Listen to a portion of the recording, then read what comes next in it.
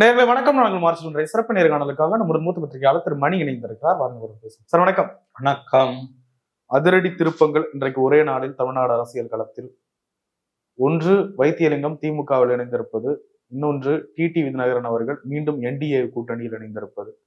DD விதிநகரன்ல இருந்து start பண்றேன். மீண்டும் இணைந்திருக்கிறார் என்டிஏ கூட்டணியில். பியூஷ் கோயலை சந்தித்திருக்கிறார். எப்படி பாக்குறீங்க?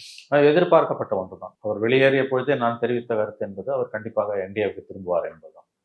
அவருடைய கடந்த காலம் பற்றி அறிந்தவர்கள், அவருக்கு எதிரான வழக்குகள், சில தீர்ப்புகளை குறித்து அறிந்தவர்களுக்கு இது நன்றாக தெரியும்.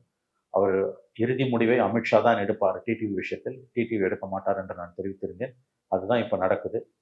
எடப்பாடி பழனிசாமியை பற்றி அவர் என்னெல்லாம் பேசினார் நமக்கு தெரியும். இது சகஜம்தான், எல்லாரும் பேசிட்டு தான் போறாங்க. வைத்தியலிங்கம் போய் திமுகவில் சேர்ந்திருக்காருன்னா, திமுக எதிர்ப்புலேயே வளர்ந்த ஒரு இயக்கத்துல மந்திரியா இருந்துட்டு போறாருன்னா அதை விட அவலம் வேற எதுவும் இருக்க முடியாது. அதோட ஒப்பிடும்போது டிடிவியோட செய்கை ஒன்றும் பெரிய அவலம் கிடையாது. ஏன்னா அது ஒரு தாய் வயிற்று பிள்ளைகள் தான். ஆனால் தனிப்பட்ட முறையில் அவருக்கு இருக்கக்கூடிய சில நெருக்கடிகள் இந்த முடிவுக்கு ஒரு காரணமாக இருக்கலாம் தான் நான் நம்புறேன். அதனால பெரிய அளவில் அது ஒன்றும் அதிர்ச்சி கிடையாது. டிடிவியோட டிசிஷன் அது எதிர்பார்க்கப்பட்ட ஒன்று தான். வைத்தியலிங்கம் போனதுன்றது பேசுவோம் நம்ம அதை பற்றி.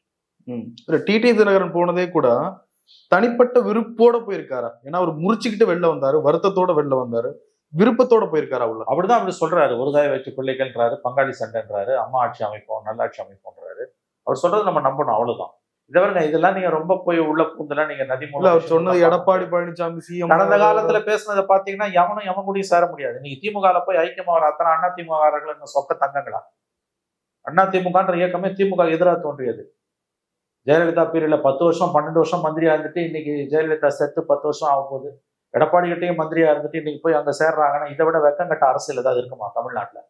வெக்கங்கட்ட அரசியலுக்கு, விவசாய கட்ட அரசியலுக்கு எல்லை கூட இல்லை என்பது ஒவ்வொரு தேர்தலின் போதும் நிரூபிக்கப்படும். அது இப்பொழுதும் தமிழகத்தில் நிரூபிக்கப்படுகிறது. அவ்வளவுதான். இது ஒன்றும் புதுசு கிடையாது. டிடிவி கிட்ட 1000 கேள்வி கேட்கறவங்க வைத்தியலிங்கத்திட்ட போய் கேளுங்களேன், மனோஜ் பாண்டியனை போய் கேளுங்களேன், அன்வர் ராஜாவை போய் கேளுங்களேன், மைத்ரேயனை போய் கேளுங்களேன். அப்பெல்லாம் பொத்திக்கிட்டு எல்லாத்தையும் மூடிட்டு இருந்தவங்க இப்ப டிடிவி போய் சேர்ந்த மட்டும், அண்ணா திமுக எவனா சேர்ந்த மட்டும் 1000 கேள்விங்களை கேட்பீங்க. தினம் திமுக போய் 100 பேர் சேர்றாங்க. இல்ல சார், அவங்க சொல்ற ஒரு ஸ்டேட்மெண்ட் தாய் வீட்டுல போய் சேர்ந்து அவன் 1000 சொல்லட்டுங்க. நீங்க இன்னைக்கு டிடிவி கிட்ட கேக்குறீங்களே, டிடிவியும் தாய் வீட்டுக்கு திரும்பணும் தான் சொல்லுவாரு. அவர் ஆரம்பம் எங்க இருந்தது? திமுக கூட்டணி சார். பாருங்க, அரசியல்ல யாருக்கும் வெக்கமான விவஸ்தை எதுவும் கிடையாது. எங்க வேணா எவன் வேணா போவான். இதுல ஒரே விதிவிலக்கு கம்யூனிஸ்டுகள். மக்கள் அந்த உத்தமர்களே மக்களை ஏத்துக்க மாட்டேன்றாங்க. மற்றபடி யாருக்கும் விவஸ்தை கிடையாது. எவன் வேணா எங்க வேணா போவான். இது தாய் வீடு, அது வேற வீடு, டேஷ் வீடுலாம் சொல்லாதீங்க. அதெல்லாம் எதுவுமே கிடையாது.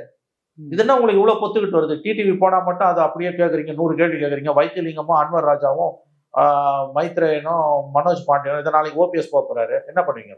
ஓபிஎஸ் போவாரு, கண்டிப்பா போவாரு. எல்லாரும் போயிட்டு அவரும் தான் போவாரு. போக மாட்டேங்குது அப்படியே.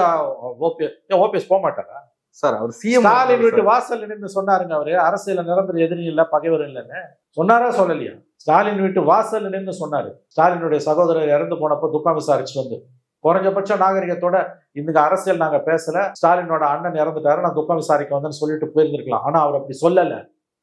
அரசியல் நிரந்தர நண்பனும் இல்லை, பகைவனும் இல்லைன்னு பேசின ஒரு ஓபிஎஸ். இது என்ன தாய் வீடு என்ன, அந்த வீடு என்ன, இந்த வீடு என்ன? யாருக்கும் எந்த விவசாயம் கிடையாது எக்ஸப்ட் கம்யூனிஸ்டுகள். மற்றபடி எல்லாம் இங்க இருந்து அங்க ஓடுவோம், அங்க இருந்து இங்க ஓடுவோம். அந்த எலெக்ஷன் டைம்ல ரொம்ப சகஜமா நடக்கும். திமுக தான் அதிகமா நடக்குது. இல்ல, இப்ப அதிமுகவுல இருந்து ஒரு பிஜேபிக்கோ அல்லது நாம் தமிழருக்கோன்னு கூட வச்சுக்கீங்க, அப்படி போனா கூட நம்ம விமர்சிக்கலாம். ஏன்னா கொள்கை மாறி போறாங்க, வேற வேற சித்தாந்தங்கள். திமுகவுல தானே இணைகிறாங்க. இதுல என்ன அப்படி விமர்சி? திமுக அண்ணா திமுக இல்ல, இது எனக்கு என்ன சொல்றதுன்னு தெரியல. நீங்க இதை திமுக சேர்றத ரொம்ப சாதாரணமா ஏன் எடுத்துக்கிறீங்கன்னு எனக்கு புரியல சார். கொள்கை ஒண்ணுதானே. என்ன கொள்கைங்க உங்க கொள்கை? பிஜேபியோட 4 வருஷம் மஜா குளிச்சிங்களே. குஜராத் என்ன படுகொலைகளின் பொழுது அது ஒரு மாநிலத்தின் உள்நாட்டு பிரச்சனைன்னு சொன்னீங்களே. அகமதாபாத் நகர்ல முஸ்லிம்கள் வெட்டி கொல்லப்பட்ட பொழுது அமைதி ஊர்வலம் நடத்தி மோடிக்கு முதலமைச்சர் மோடிக்கு ஆதரவு தெரிவிச்சு நடந்த ஊர்வலத்துல, அமைதி ஊர்வலத்துல முதல்ல போனது ஜார்ஜ் பெர்னாண்டஸோட என்டிஏ கன்வீனரோட யாரு? எஸ் பாண்டிமாணிக்கமும் வைகோவும். உங்க பிஜேபி எதிர்ப்போட லட்சணம் எங்களுக்கு தெரியும், மக்களுக்கு தெரியும். பராசக்தி படத்தை தூக்கி வச்சு கொண்டாடுறீங்க. அந்த படக்குழு மோடியோட போய் பொங்கல் கொண்டாடுது, அமைதியா இருக்கீங்க. இதே ஜனநாயகன் படக்குழு போய் மோடியோட பொங்கல் கொண்டாடி இருந்தா என்ன பேச்சு பேசிருப்பீங்க, என்ன குதிச்சிருப்பீங்க? ஒரே நாக்கு ரெண்டு விதம் இல்ல, 2000 விதமா புரண்டு பேசுது இல்ல. அது என்ன அண்ணா திமுக திமுக போனா மட்டும் தாய் வீடு, வேற எங்க இருந்தா அண்ணா திமுக போனா உங்களுக்கு அப்படியே பொத்துக்குன்னு வருது? வெட்கமாக இல்லையா இப்படிலாம் உங்களுக்கு பேசுறது? இன்னைக்கு ஊர்ல இருக்க அத்தனை பேரும் போய் திமுக சேர்றான். திமுக என்ன பாதிப்பை ஏற்படுத்துன்னு ஒருத்தன் விவாதிச்சானா? திமுக உள்ள பாதிப்பா? மிகப்பெரிய பாதிப்புங்க. இன்னைக்கு வைத்தியலிங்கம் போய் தஞ்சாவூர்ல சேர்ந்திருக்காரு. தஞ்சாவூர்லயே இருக்கக்கூடிய திமுக காரன் இருக்காங்க, காலாகாலமா திமுக இருக்கான், 30 வருஷமா 40 வருஷமா 50 வருஷமா எம்எல்ஏ ஆயிருப்பான், ஆகாம இருந்திருப்பான். அவன் எப்படி டிஸ்டர்ப் ஆகுறான்? அதை பத்தி எவனாவது பேசினானா? ஊர்ல இருக்கவனெல்லாம் கூட்டு போய் திமுக சேர்த்துக்கிறீங்க. பேசுவோம் சார். இன்னைக்கு திமுக கேட்கிறேங்க, நான் கேட்கிறேன் உங்களை. ஊர்ல இருக்க அத்தனை பேரும் போய் இன்னைக்கு திமுக என்பது அண்ணா திமுகவால ரொம்ப வழியுது. சொந்த கட்சிக்காரங்களை வச்சு உங்களால கட்சி நடத்த முடியல. இல்ல, பல திமுகல இருந்து ஏற்றுமதியாளர்களை மட்டும் வச்சுதான் திமுகவால கட்சியை நடத்த முடியுது. இல்ல, நான் கேட்கறது நிறைய அமைச்சர்கள் இன்னைக்கு அதிமுகல இருந்து வந்தவங்க தான் எல்லாருக்கும் 8 அமைச்சர்கள் எல்லாருக்கும் தெரியும். அப்படி இருக்கும்போது திமுக பலமா தானே இருக்கு. ஒரு அதிருப்தி கோல் போஸ்ட மாத்திக்கிட்டே போறீங்க நீங்க. நான் சொல்றது இந்த பாதிப்பு என்பது ஏதாவது ஒரு ரூபத்துல காட்டும். கடந்த காலங்களில் காட்டாம இருந்திருக்கலாம், இப்ப காட்டும். முத்துசாமி போனாரு, சேகர் பாபு போனாரு, KKSSR போனாரு, ரகுபதி போனாரு, அனிதா ராதாகிருஷ்ணன் போனாரு, வேவாவேலு போனாரு. எல்லாரும் சேர்ந்தாங்க, திமுக பலமாயிடுச்சு. அந்த திமுகக்குள்ள நீங்க எந்த விதமான அதிருப்தி இல்லைன்றீங்க. அப்படி நினைக்காதீங்க. இது மாறி வரும் காலகட்டம். இப்போ வைத்தியலிங்கத்தை போய் உள்ள சேர்த்துறீங்க, தஞ்சாவூருக்குள்ள அது என்ன பாதிப்பை ஏற்படுத்தாதா? ஊர்ல இருக்கிறவங்க எல்லாம் நீங்க திமுக சேர்த்துக்கிட்டீங்கன்னா அது அண்ணா திமுக இருந்து வந்தவன. இப்போ திமுக காரனோட எதிர்ப்பு என்பது ஏதாவது ஒரு ரூபத்துல வெளிப்படாதா? பலமா இருக்கு நீங்க சொல்றீங்க, அந்த பாயிண்ட் நான் ஒதுக்கி தள்ள தயாரா இல்ல. 8 பேர் அங்க போனாங்க, மந்திரியா இருக்கான், ஜெயிச்சான்னு சொல்றீங்க. எப்ப ஜெயிச்சான்? 2017 அதிகாரத்தை இருந்து 2021 தான் பவருக்கு வராங்க. 10 வருஷம் பவர் இல்ல. இப்ப அதிகாரத்துல இருக்கும்போது நீங்க ஊர்ல இருக்கவங்க கொண்டு சேர்க்குறீங்க. அது அண்ணா திமுக இருந்து.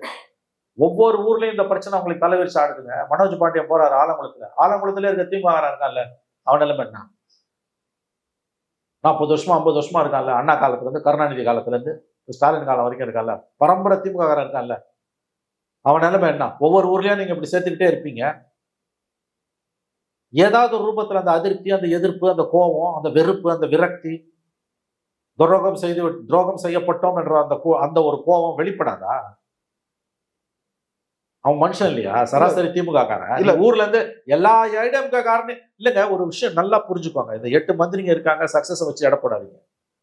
அது over the period of time நடந்தது. இப்ப நடந்துட்டு இருக்கிறது இந்த 6-7 மாசமா நடந்துட்டு இருந்தது இல்ல. அது ஸ்டாலின் கவர்மெண்ட் வந்ததுல இருந்து, குறிப்பா பார்லிமெண்ட் எலெக்ஷனுக்கு பிறகு கொத்தா நீங்க அண்ணா திமுக உள்ள திமுக உள்ள சேர்க்கிறீங்க. அது எந்த பாதிப்பையும் ஏற்படுத்தாதுன்னு தயவு செஞ்சு தவறா நினைக்காதீங்க. இந்த 8 மந்திரி இன்னைக்கு மஜா குளிக்கிறத வச்சு இல்ல, இப்படி கிரவுண்ட்ல இப்படி பிரச்சனை வரும்னு நினைச்சா ஒரு தலைவர் தன்னுடைய கட்சியை வளர்க்கவே நினைக்க கூடாதா? வளர்க்க நினைப்பது வேற. கட்சிக்காரன் காலகாலமா திமுக இருக்கவனை ஓரம் கட்டிட்டு வெளியில இருந்து ஆட்களை இறக்குமதி செய்வது என்பது வேறு. அது பெரிய பாதிப்பை ஏற்படுத்தும். அதுக்கான பலனை திமுக இந்த எலெக்ஷன் அனுபவிக்கும். நான் சொல்றேன், ஒவ்வொரு ஊர்லயும் இது நடக்குது. எனவே அது அவங்க உட்கட்சி பிரச்சனை, நம்ம கவலைப்பட தேவையில்லை. ஆனா எல்லாரும் சேர்றதால திமுக ஜெயிச்சிடும், பலமாயிடுச்சுன்னு தயவு செஞ்சு நினைக்காதீங்க. இப்படி எல்லாம் நீங்க எல்லாரும் போய் திமுக சேர்ந்துட்டானா அப்ப இந்த ஈக்குவலிபிரியம் வாங்க. எதிர்கட்சியே இல்லைன்னா ஆளுங்கட்சி இருக்க முடியாது. வலுவான அண்ணா திமுக இருந்தாதான் வலுவான திமுக சாத்தியம். எல்லாரும் உங்க கட்சியில சேர்ந்துட்டாலும் உங்க கட்சி எப்படி தாங்க? மூழ்கிடுங்க உங்க கட்சி. இப்படி இருக்கணுங்க ஈக்குவலா. எல்லாரும் இப்படியே வந்துட்டானா எல்லாம் இங்க ஜம்ப் பண்ணி நம்ம இதை இப்படி பார்க்கணுமே. திமுக போயிட்டு யாருக்கும் போய் வலை போட்டு இழுத்த மாதிரி தெரியல. அது உங்களுக்கு தெரியும். இல்ல, வைத்தியலிங்கம் சொல்றாரு. இருங்க, அவர் அப்படிதான். அவரோட இந்த ஸ்டேட்மெண்ட்டுக்கான அளவுகோல் அவரு கிடையாது. எல்லா மந்திரி பதவியும் அனுபவிச்சுட்டு திமுக கவர்மெண்டால மிகப்பெரிய அளவுல ஊழல் வழக்குகள் தொடுக்கப்பட்டு 28 கோடி ரூபாய்க்கு இடி நோட்டீஸ் இன்னைக்கு எதிர்கொண்டு இருக்காரு. டிவிஎஸ்சி, ஸ்டாலின் கவர்மெண்டோட டிவிஎஸ்சி வைத்தியலிங்கத்துக்கு எதிராக ஊழல் வழக்கு நடத்துது. இப்ப பவருக்கு வந்த பிறகு போட்ட ஊழல் வழக்கு. அந்த வைத்தியலிங்கத்தை நீங்க கட்சியில சேர்க்கிறீங்க. மக்கள் பார்த்து கொண்டிருக்கிறார்கள், மறந்துடாதீங்க. யாரெல்லாம் ஊழல்வாதின்னு சொன்னீங்களோ அவன் அத்தனை பேர் உங்க கட்சியில இருக்கான். இது என்ன பேர்? இதுக்கு இப்ப 21 ஸ்டாலின் ஆட்சிக்கு வந்த பிறகு டிவிஎஸ்சி போட்ட கேஸ், அதை தொடர்ந்து வந்த இடி நோட்டீஸ், இதெல்லாம் அவருக்கு எதிராக பெண்டிங். அது தெரியுமா உங்களுக்கு? இடி எப்போ வரும்? ப்ரெடிகேட் அஃபென்ஸ் இருந்தா தான் வரும். வைத்தியலிங்கத்து மேல தமிழ்நாடு காவல்துறையோட ஊழல் ஒழிப்பு பிரிவு போட்ட டிவிஎஸ்சி போட்ட கேஸ் இன்னைக்கு பெண்டிங். நீங்க அவரை கூப்பிட்டு உங்க கட்சியில சேர்க்கிறீங்க. இது ஒரு பக்கம். இன்னொரு பக்கம் திமுக உள்ள ஏற்பட போற பாதிப்பு. தஞ்சை திமுகக்குள்ள வைத்தியலிங்கம் போனதால அப்படியே எல்லாம் பொங்கி மேல வந்துடும் நினைக்காதீங்க. அங்க உள்ள ஒரு டிஸ்டர்பன்ஸ் இருக்கும். ஒவ்வொரு ஊர்லயும் இது இருக்கும். ஆலங்குளத்துல நீங்க போய் சேர்க்கிறீங்கன்னா பூங்கோதை ஆலடியார்னா அவரோட மகள், அவர் ஓரம் கட்டப்பட்டிருக்கிறார். அவங்க ஆதரவாளர்கள் இருக்க மாட்டாங்களா? இந்த மாதிரி ஒரு ஊர்லன்னா பரவாயில்ல, 2 ஊர்லன்னா பரவாயில்ல, ஒவ்வொரு ஊருக்கும் இது நடக்குது. ஒவ்வொரு ஊர்லயும் இது நடக்குது. அது ஒரு டிஸ்டர்பன்ஸை கீழே ஏற்படுத்திட்டு இருக்கு. திமுக இந்த தேர்தலை எதிர்கொள்ள போகிற முக்கியமான ஒரு 10 பிரச்சனைகளை நீங்க பட்டியலிட்டீங்கன்னா அதுல இந்த இஷ்யூ வரும். அதிமுகவிலிருந்து திமுகவில் இறக்குமதி செய்யப்பட்டவர்கள் அல்லது ஏற்றுமதி செய்யப்பட்டவர்கள், இறக்குமதி தான் சொல்லணும். ஏன்னா இவங்க தான் கூப்பிடுறாங்க, அவங்கள வலை வீசி இவங்க தான் கூப்பிடுறாங்க. ம். எல்லாரும் அப்படியே பொங்கி வந்துருவானா? கொள்கை தங்கங்களா நீங்க? அங்க பவர் இல்லை, இங்க வராங்க. அவன் பவர் இல்லாதப்போ உங்ககிட்ட வந்தானா அவனை நம்ம மதிக்கலாம். எல்லாத்தையும் அங்க அனுபவிச்சுட்டு மைத்ரேயன்றவர் யாருங்க? 1999 திமுக பாஜக கூட்டணி வந்தப்ப தமிழ்நாடு பிஜேபியில துணைத் தலைவர். இந்து விரோதியான திமுகவோட பாஜக உறவு கொண்டதை நான் எதிர்க்கிறேன்னு ராஜினாமா பண்ணிட்டு அதிமுக போனார். அதிமுக 14 வருஷம் ராஜ்யசபா எம்பி, 2 ஃபுல் டேர்ம், ஒரு தடவை 2 வருஷம். எல்லாத்தையும் அனுபவிச்சுட்டு அவர் பக்கம் ஆர்எஸ்எஸ், பிஜேபி கூட இல்ல, ஆர்எஸ்எஸ், அவர் பியூர் ஆர்எஸ்எஸ். அவர் இன்னைக்கு திமுகவில் சேர்ந்திருக்காரு. அவரால் திமுக என்ன லாபம்? மைத்ரேயனுக்கு லாபம், ஏன்னா ஆளுங்கட்சி, அதனால அவருக்கு லாபம் இருக்கும் கண்டிப்பா. திமுக என்ன லாபம் அதை சொல்லுங்க. மைத்ரேயனால ஒரு ஓட்டு வருமா திமுக? அப்போ இது என்ன அரசியல்? உங்க திராவிட மாடல் அரசியல் இதுதான். நான் பெரியார் வழி தோன்றன்னு நீங்க சொல்றீங்க. பெரியாருக்கு அர்ப்பணம் இந்த கவர்மெண்ட், நல்லது. மைத்ரேயன் எப்படி திமுக சேர்த்துக்கிறீங்க? இந்த முரண்பாட்டுக்கு என்ன பேர்? இதை பத்தி ஒருத்தன் பேச மாட்டானா? சித்தாந்த எதிரிகளை கூட இல்ல, திராவிட கொள்கைகளை ஏற்றுக்கொண்டு உள்ளே அவர் சொன்னாரா? இன்னும் பர்சனலா பேசலாம் வேண்டாம், அது தப்பு. மைத்ரேயன் தனிப்பட்ட முறையில் அவர் நல்ல மனிதர், நான் ஒத்துக்கிறேன். எனக்கு நல்ல நண்பர். திமுக கொள்கை வரலையா? திமுக எனக்கு தனிப்பட்ட முறையில் மைத்ரேயன் நல்ல நண்பர். அவர் ஒரு நல்ல மனிதர், நல்ல மருத்துவர். அவர் மேல பர்சனலா எனக்கு அவர் மேல எந்த குற்றச்சாட்டும், எந்த விதமான வன்மம் வருத்தம், எந்த சார்ஜஸும் கிடையாது. பட் நம்ம ஒரு இஷ்யூவை பேசுறோம். 14 வருஷம் ராஜ்யசபா எம்பியா இருந்த அந்த கட்சியில எம்ஜிஆர் ஆரம்பிச்ச காலத்துல இருந்து ஜெயலலிதா மைத்ரேயனை கொண்டாடுற அந்த காலகட்டத்துல ஒரு வட்ட செயலாளரை கூட வர முடியாம செத்து போனவங்க எத்தனையோ பேர் இருக்கும். அந்த அம்மா அந்த அளவுக்கு அழகு பார்த்தாங்க, அவர் அளவு மரியாதை கொடுத்தாங்க. எத்தனை தடவை 3 டேர்ம் ராஜ்யசபா கொடுத்துருப்பாங்க, 2 ஃபுல் டேர்ம், ஒரு 2 இயர்ஸ் டேர்ம். எவ்வளவு பெரிய மரியாதை அந்த அம்மா கொடுத்தாங்க. இன்னைக்கு அந்த அம்மாவோட நினைவுகளுக்கு செய்யற துரோகம் இல்லையா இது திமுகவில் போய் சேர்ந்தது? அப்படி எதை பார்த்து மயங்கிட்டார் இவர் திமுகவில்? நான் அவர் எதை வேணா பார்த்து மயங்கிட்டோம். மைத்ரேயன் திமுகவுக்கு அவரால் என்ன லாபம்? இப்பயும் சொல்றேன், மைத்ரேயனால திமுக எந்த லாபமும் கிடையாது. திமுகவால மைத்ரேயனுக்கு லாபம் இருக்கலாம், எனக்கு தெரியல.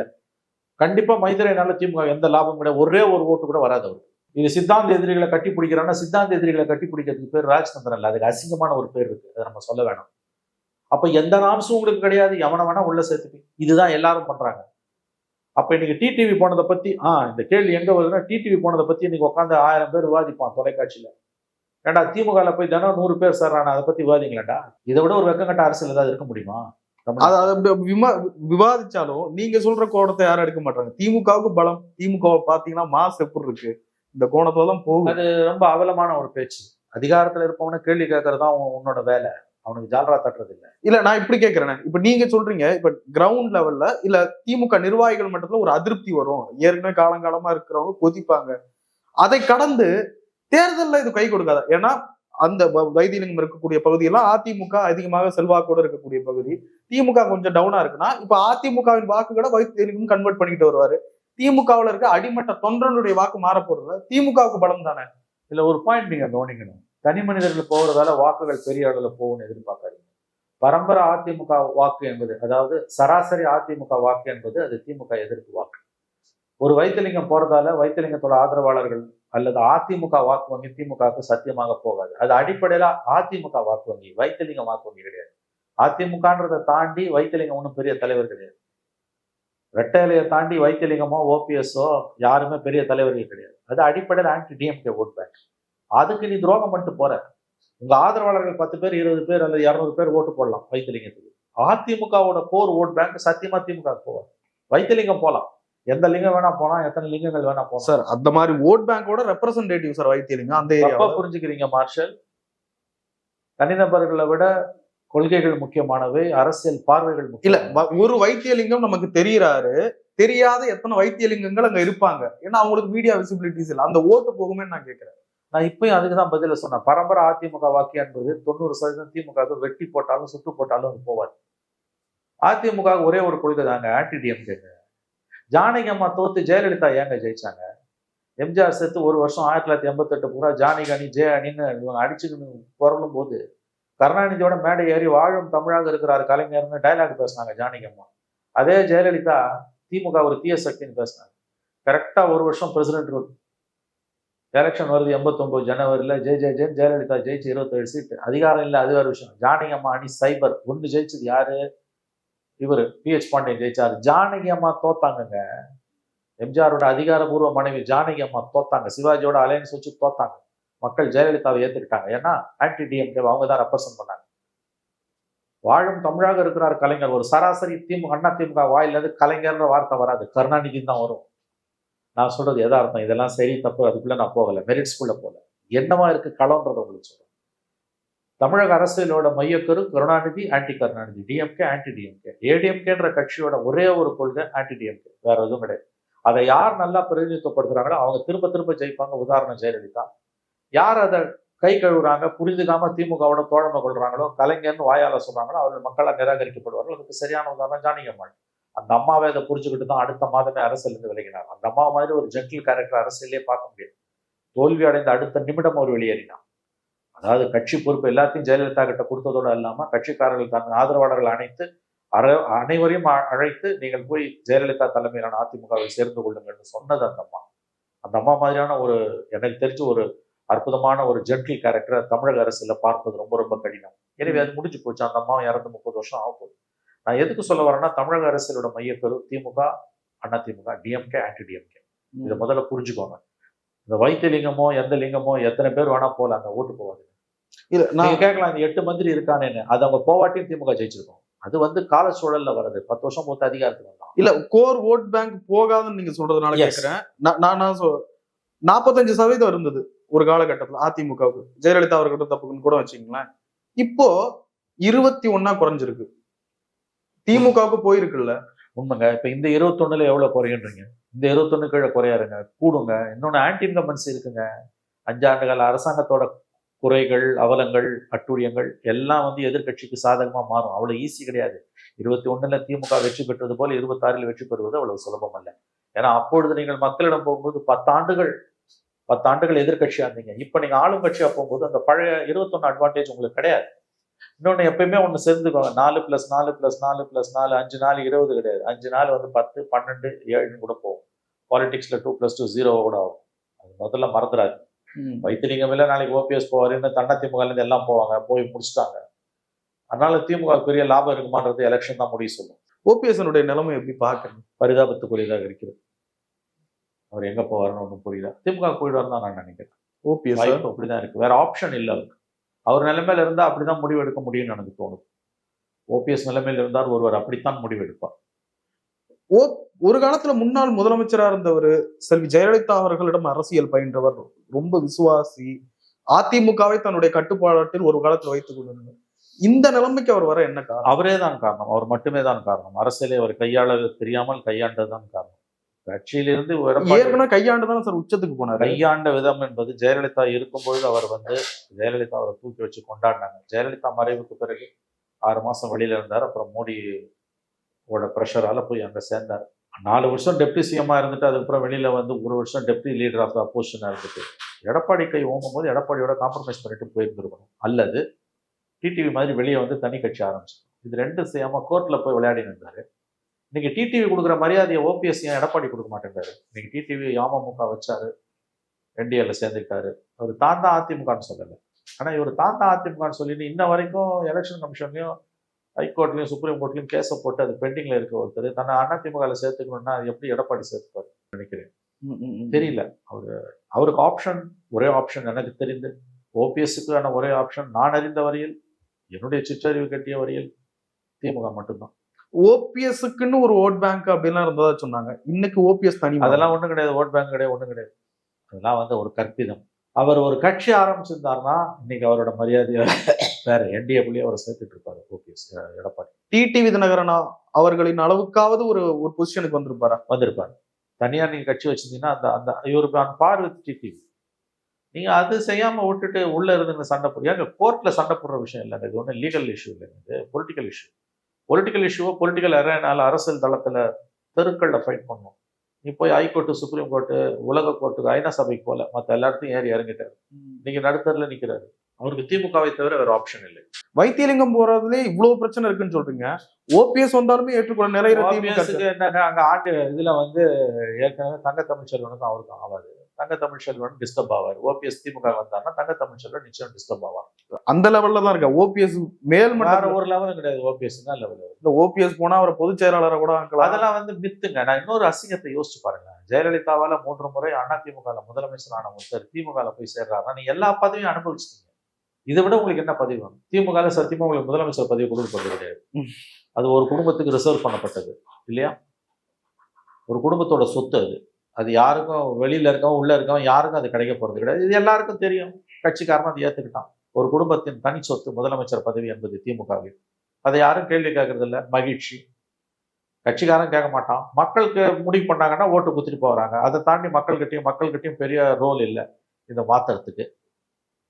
ஓபிஎஸ் அங்க போனாருன்னா அவருக்கு என்ன பதவி கிடைக்கும்? முதலமைச்சரா இருந்துட்டு அடுத்தடுத்த பதவிகளில் உட்கார்ந்துருக்காங்க. அவலமா இல்லையா? ஏற்கனவே உட்கார்ந்து இருந்தாரு, துணை முதலமைச்சரா இருந்தாரு. இப்ப அதுக்கு கீழே போவோம். உதயநிதி கீழே இருக்கணும்ல. கண்டிப்பா சத்தியமா உதயநிதி கீழே தான் இருக்கணும். இதுல என்ன உங்களுக்கு சந்தேகம்? இன்பநிதி கீழே இருக்கணும். அவரு உண்மைங்க. இது ஒத்துக்கிட்டு தான் திமுக ஒவ்வொருத்தரும் உள்ள இருக்கான். இதெல்லாம் உண்மை. இதெல்லாம் சொல்றதால திமுக நண்பர்களுக்கு கோவம் வரும். உண்மை சுடும். இதை கேட்கறதுக்கு பயங்கரமா இருக்கு இல்ல உண்மைங்க. இது நான் கொச்சையா சொல்ல, இதுதானே இன்னைக்கு உண்மை.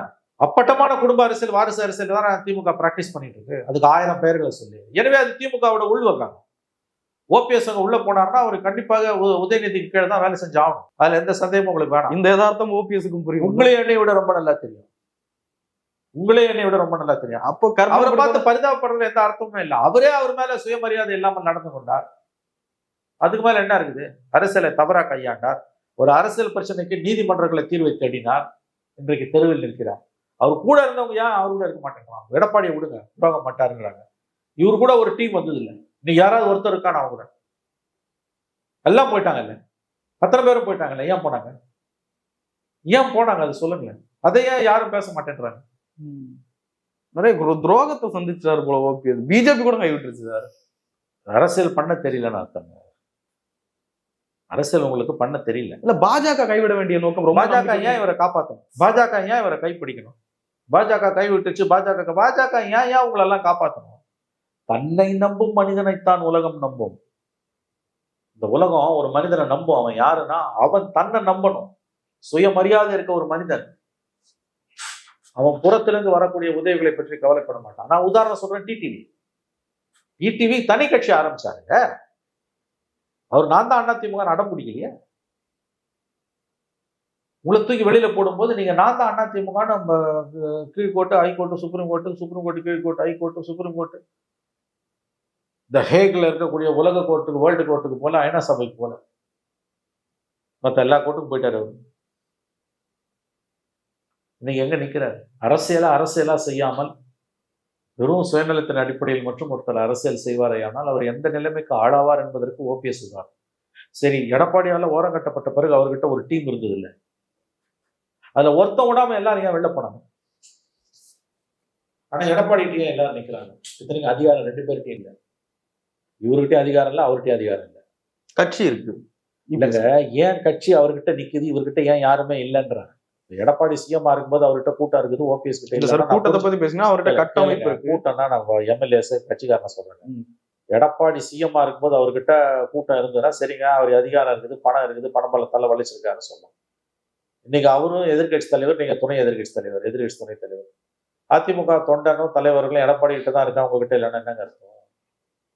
2 பேரும் சமமா தானே இருக்கீங்க, ஒரே பொசிஷன்ல தான் இருக்கீங்க கிட்டத்தட்ட. ஏன்னா கட்சிக்கு அதிகாரம் இல்லை. அப்ப என்ன அர்த்தம்? நீங்க நடைமுறை அரசியலை தெரிந்து கொள்ளவில்லை. அதனால இதெல்லாம் யாருக்காகவும் யாரும் பரிதாபப்பட வேணாம். மார்ஷல் இயற்கை எல்லாரையும் பொருத்தமான இடத்துல தான் வச்சிருக்கு. அதனால டிடிவி என்டிஏக்கு போனது அப்படியே பொங்கி எழுந்து வால் சுத்துறதும், வைத்தியலிங்கம் திமுக போறதை பார்த்துட்டு அப்படியே பொத்திக்கின்னு இருக்கிறதும், ரெட்டை நாக்குன்றது கூட இல்லை, அதுக்கு வேற அவலமான பெயர்கள் உண்டு. இன்னைக்கு பூரா அதை தான் பேசுவானுங்க. டிடிவியை கூண்டில் ஏற்றுவானுங்க. வைத்தியலிங்கத்தை பற்றி எவனும் வாயை திறக்க மாட்டான். ஒட்டுமொத்த மீடியாவும் 90% மீடியா அதிகபட்சம் திமுக கொத்தடிமையா இருக்கிறதால இந்த கேவலமான ஒரு அரசியலை நம்ம பார்க்க வேண்டியது. நிறைய விஷயங்கள் நன்றி.